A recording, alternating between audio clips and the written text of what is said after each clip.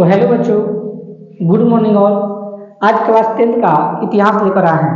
जो शुरू किए हैं चैप्टर 1 जिसका नाम है यूरोप में राष्ट्रवाद। तो आज हम लोग इस लेक्चर में क्वेश्चन नंबर 2 को कवर करेंगे, तो ध्यान से समझिए। तो देखो क्वेश्चन नंबर 2 कह रहा है मैजिनी कौन था। ध्यान समझना, मैजिनी कौन था। ठीक है, तो देखो मैजिनी जो था ना एक व्यक्ति का नाम है। ठीक, तो जो मैजिनी थे वो अपने देश के लिए क्या क्या किए हैं इसके बारे में बताना है। यहाँ पर क्लियर बताया है कि मैजिनी कौन था। जब इसकी हम परिभाषा को पढ़ेंगे तो आप लोग को एक एक शब्द के बारे में हम समझाएंगे। ठीक है, तो बस ध्यान से आप लोग देखिए। तो इसमें बता रहा है कि मैजिनी इटली के एक साहित्यकार थे। जो मैजिनी थे वो इटली के एक साहित्यकार थे। क्या थे बच्चों? साहित्यकार। यहाँ पर दो शब्द आपको देखने को मिला, एक आपको मिला इटली और दूसरा आपको मिला साहित्यकार। मिला ना? तो सबसे पहले यह चीज जानना, अगर कोई आपसे पूछे कि मैजिनी कहाँ के रहने वाले थे तो आप जवाब दीजिएगा इटली का। ठीक, यह हो सकता है कि ऑब्जेक्टिव में प्रश्न पूछ सकते हैं कि मैजिनी कौन था, या पूछेगा कि मैजिनी कहाँ के रहने वाले थे, तो कहाँ के रहने वाले थे बच्चों? इटली के रहने वाले थे। दूसरी बात, जो मैजिनी थे वो एक साहित्यकार थे। मैजिनी कौन थे? साहित्यकार। साहित्यकार का मतलब जानते हो क्या होता है? जो भी कहानी को, जो भी कविता को, जो भी गद्य को, जो भी पद को लिखते हैं, तो लिखने वालों को ही हम लोग साहित्यकार बोलते हैं। जैसे हम लोग को लेखक नहीं बोलते हैं, राइटर बोलते हैं, उसी को साहित्यकार बोलते हैं। यानी कोई भी कहानी को, कोई भी कविता को, गद्य पद जो भी किताब में छपा रहता है, जो भी उस सब को लिखते हैं, उसी को हम लोग बोलते हैं बच्चों साहित्यकार। तो मैजिनी जो थे वो इटली के रहने वाले थे और उसके पास क्या थे? वो साहित्यकार थे। ठीक है, इसके आगे देखो, जो गणतांत्रिक विचारों के समर्थक और योग्य सेनापति था। ठीक है, ध्यान समझिएगा। जो गणतांत्रिक विचारों के समर्थक, ध्यान समझिए, यहां से पहले समझिए। जो मैजिनी थे ना, जो माने कौन? मैजिनी। गणतांत्रिक, गणतांत्रिक का मतलब होता है बच्चों गणतंत्र, गण प्लस तंत्र। ध्यान समझना, अगर गणतांत्रिक को दो टुकड़ा बता जाए तो पहले आ रहा है गण, इसके बाद आ रहा है तंत्र। तो देखो बच्चों, गण का मतलब होता है लोग, गण का मतलब क्या होता है? लोग। तंत्र का मतलब शासन। ठीक है, यानी लोगों का शासन, उसमें सरकार का शासन ना हो, जनता का शासन हो।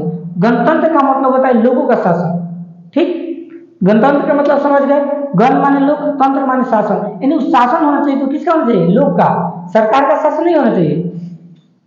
तो गणतांत्रिक विचारों के समर्थक, समर्थक का मतलब होता है तो सपोर्ट। समर्थक का मतलब सपोर्ट, यानी जो मैजिनी थे ना वो लोगों को सपोर्ट करते थे। यानी जो भी किसी गरीब आदमी को भला करते थे, उसको सपोर्ट माने मदद करते थे, तो मैजिनी भी उनको सपोर्ट करते थे। ठीक, तो याद रखना, जो गणतांत्रिक विचारों के क्या थे? समर्थक थे। और गणतांत्रिक विचारों के समर्थक कौन थे? तो हमारा मैजिनी थे।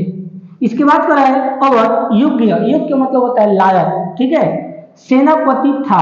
सेनापति का मतलब समझना बच्चों, सेनापति, सेनापति का मतलब होता है ना, सेना में आपका आ जाएगा सैनिक, सेना में क्या जाएगा? सैनिक। अब पति का मतलब होता है मालिक, यानी सेनापति उसको कहेंगे जो सैनिकों का मालिक हो। जैसे 50 को 60 लोग जहाँ सैनिक है वहां पर एक प्रजा होता है, वहां मालिक होता है उस सैनिकों का, तो उसी को बच्चों हम लोग बोलते हैं सेनापति। तो वो कौन थे? मैजिनी थे। यानी उस सैनिकों को मालिक भी कौन थे? मैजिनी थे।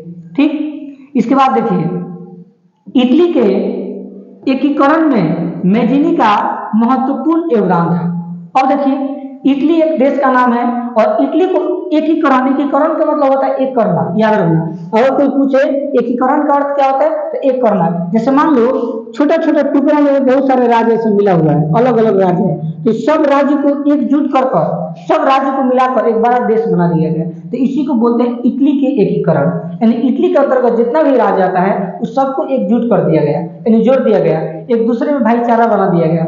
ठीक, इसी को हम लोग बोलते हैं इटली के एकीकरण। ठीक, एकीकरण का मतलब होता है मिलजुल कर रहना।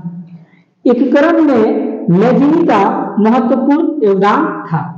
यही योगदान था। इटली के जितना भी इटली में राज आता है उस सब राज्य अलग अलग टुकड़ा में बटा हुआ था, लेकिन मेजिनी क्या किए, सब अलग अलग राज्य को एकजुट कर दिए और जुट कर एकीकरण कर दिए। ठीक, इसलिए इनको कहा जाता है कि इटली के एकीकरण में इनका महत्वपूर्ण योगदान था।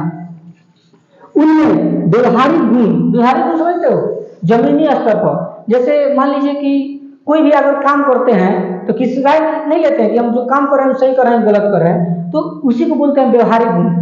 तो व्यवहारिक गुण कौन, यानी मेजिनी के पास व्यवहारिक गुण कौन था, ये किसी से राय नहीं लेते थे कि जो हम कर रहे हैं गलत कर रहे हैं सही कर रहे हैं, अपना डिसीजन खुद लेते थे। एवं आदर्शवादी गुण अधिक था। आदर्शवादी गुण समझते हो, यानी अपने दिमागों में कूट कूट कर गुण भरा था, जो भी करते थे अपने दिमाग के अनुसार करते थे, किसी से भी राय नहीं लेते थे। तो एक जो था इमेजिनी कौन था, इसके बारे में आप लोगों को बता रहे हैं। इमेजिनी इटली के एक साहित्यकार थे जो गणतांत्रिक विचारों का समर्थक और एक सेनापति था। इटली के एकीकरण में मेजिनी का महत्वपूर्ण योगदान था। उनमें व्यवहारिक गुण कम एवं आदर्शवादी गुण अधिक था। इतना आप लोगों को मेजिनी कौन था का परिभाषा देना है।